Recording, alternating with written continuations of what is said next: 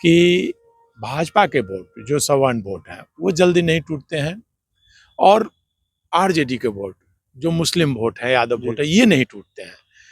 और बाकी वोट छिटपुट थोड़ा बहुत टूट जाते हैं।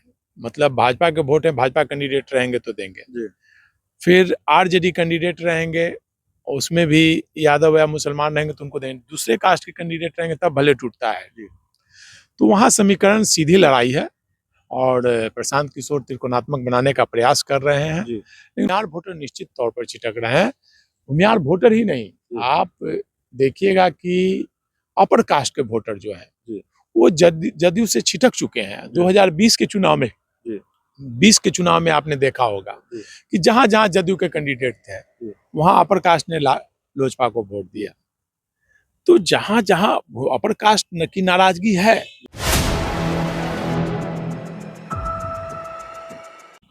नमस्कार, आप देख रहे हैं 4 PM और मैं हूं अभिषेक मिश्रा। देखिए, बिहार विधानसभा उपचुनाव की बात हम लगातार कर रहे हैं, लेकिन कई दूसरे सवालों पर भी बातचीत होगी। बिहार की राजनीति से जुड़े हुए कई दूसरे सवाल भी हैं जिन पर हम बातचीत करेंगे।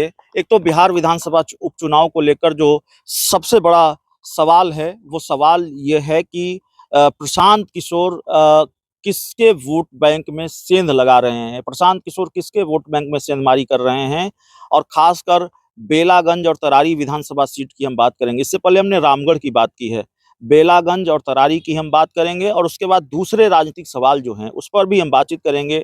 हमारे साथ बिहार के बहुत senior journalist Santosh Kumar sir हैं, और सर से हम ये समझने की कोशिश करेंगे कि बेलागंज और तरारी, बेलागंज की बात सबसे पहले करेंगे सर, क्योंकि यहाँ नीतीश कुमार की साख दांव पर लगी हुई है और कुछ न कुछ कहीं न कहीं मामला पूर्णिया जैसा ही है। एक तो पूर्णिया की सिटिंग लोकसभा की सीट गंवा दी, फिर रुपौली की विधानसभा की सीट गंवा दी जो उसी लोकसभा क्षेत्र में आती है।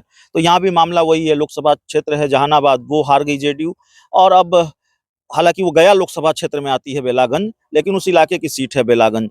तो मनोरमा देवी को टिकट दिया है, उनके नाम पर बहुत विवाद भी, एनआईए की रेड हुई, उनके पति पर नक्सलियों के साथ कनेक्शन का आरोप, तमाम तरह की चीजें, मुस्लिम कार्ड खेल दिया प्रशांत किशोर ने।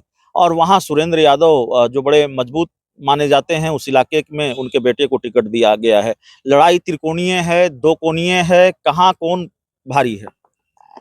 देखिए, बेलागंज की लड़ाई है तो सुरेंद्र यादव लगातार 90 के बाद से लगातार वहां से उन्हीं का वर्चस्व रहा है। वो जो चाहे वहां पे हुआ है और लगातार जीतते आए हैं, कभी हारे नहीं है अभी तक। पहली बार सुरेंद्र यादव की भी बादशाहत समाप्त होती दिख रही है, पहली बार। और ये प्रशांत किशोर ने मुस्लिम कैंडिडेट दिया है, तो मुस्लिम कैंडिडेट अगर वो 10,000 वोट भी काट लेते हैं, 5,000 भी वोट काटते हैं, तो वो सुरेंद्र यादव को ही नुकसान होगा। और मनोरमा देवी वहाँ की एमएलसी रही हैं और कैंडिडेट भी अच्छे, उनके हस्बैंड भी दबंग रहे हैं, जिला परिषद अध्यक्ष रहे हैं। तो लड़ाई त्रिकोणात्मक भले है, लेकिन लड़ाई सीधी लड़ाई होगी मनोरमा देवी और सुरेंद्र यादव के बेटे में, यही दोनों में लड़ाई होगी।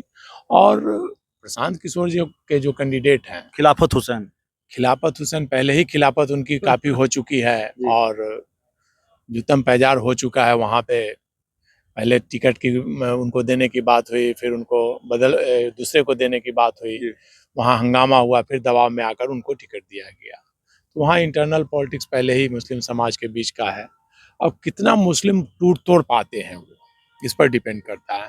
मुस्लिम वोट अभी तक एक चीज देखने को मिला है कि बिहार में कि भाजपा के वोट जो सवर्ण वोट हैं वो जल्दी नहीं टूटते हैं, और आरजेडी के वोट जो मुस्लिम वोट है, यादव वोट है, ये नहीं टूटते हैं।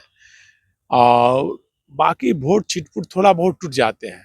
मतलब भाजपा के वोट है, भाजपा कैंडिडेट रहेंगे तो देंगे, फिर आरजेडी कैंडिडेट रहेंगे, उसमें भी यादव या मुसलमान रहेंगे तो उनको देंगे, दूसरे कास्ट के कैंडिडेट रहेंगे तब भले टूटता है। तो वहाँ समीकरण सीधी लड़ाई है और प्रशांत किशोर त्रिकोणात्मक बनाने का प्रयास कर रहे हैं, लेकिन मुझे नहीं लगता है कि बहुत ज्यादा कुछ कर पाएंगे। हाँ, वो इतना जरूर कर पाएंगे कि वो आरजेडी को वहां निश्चित नुकसान पहुंचा सकते हैं। अगर सुरेंद्र यादव के सुपुत्र अगर हारेंगे वहां वो सीट, तो वो प्रशांत किशोर ही को क्रेडिट जाएगा उनका। जो आरजेडी का खेल वो बिगाड़ेंगे। प्रशांत किशोर का इस बार में, जैसे चिराग पासवान ने पिछले बार जनता दल यू का खेल बिगाड़ा था, जी।